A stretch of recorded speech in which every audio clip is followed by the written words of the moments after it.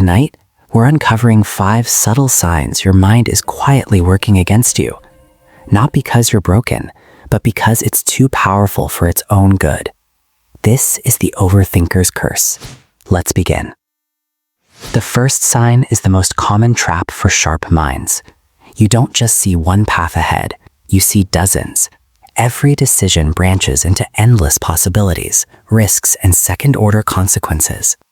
So instead of risking a wrong choice, you delay or avoid it entirely. Think about it. You've been wanting to leave a job that drains you. You research new careers for months, salaries, growth rates, failure stories. You map out every scenario. What if it fails? What will people think? How will it affect the next 5 years? In the end, you stay. Not because it's the best option, but because choosing nothing feels safer than choosing wrong. Your intelligence didn't guide you. It paralyzed you. The second sign sneaks up quietly, and it damages relationships more than you realize. When something hurts, you don't just feel it, you analyze it first. Is this rational? Am I overreacting? Do I have enough evidence to be upset?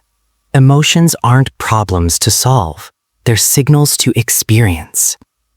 But your mind treats them like puzzles. Example, a friend makes a subtle dig disguised as a joke.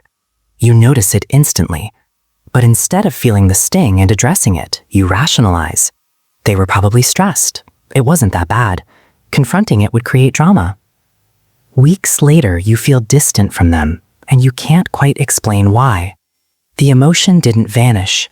It just went underground and grew resentment in the dark.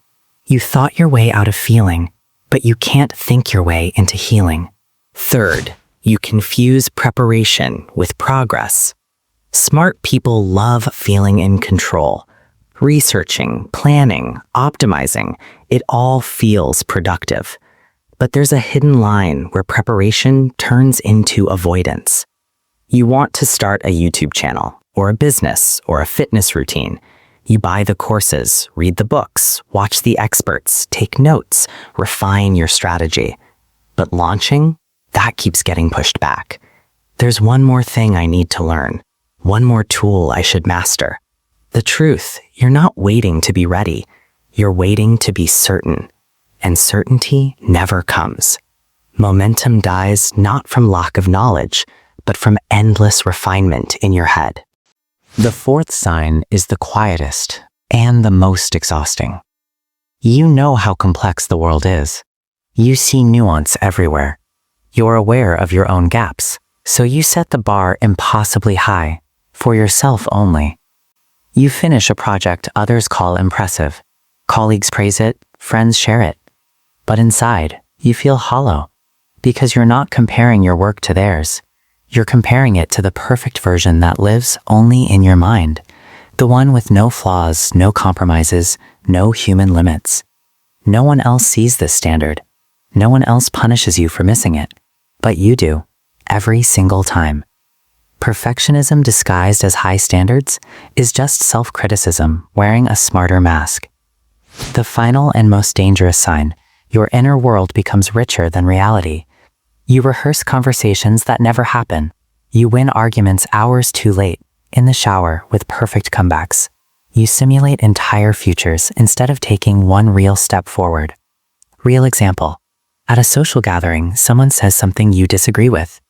In the moment, you stay quiet, your mind already racing 10 steps ahead, predicting reactions, awkwardness, conflict. Later that night, you replay it perfectly, exactly what you should have said. But the moment passed, the connection didn't happen. You're always preparing for life, instead of living it. Your mind is a brilliant simulator, but simulations aren't experiences. Here's what no one says out loud. Intelligence is not the same as wisdom. Thinking deeply is not the same as living fully. A powerful mind without contact with reality doesn't create clarity, it creates noise. Overthinking isn't a flaw in your character. It's a strength without boundaries, running wild, turning against the person it's meant to serve. The good news? You can redirect it. You can learn to use that same mind not just to see every outcome, but to choose one and move. If you saw yourself in any of these signs tonight, especially lying here in the dark, know this. You're not broken.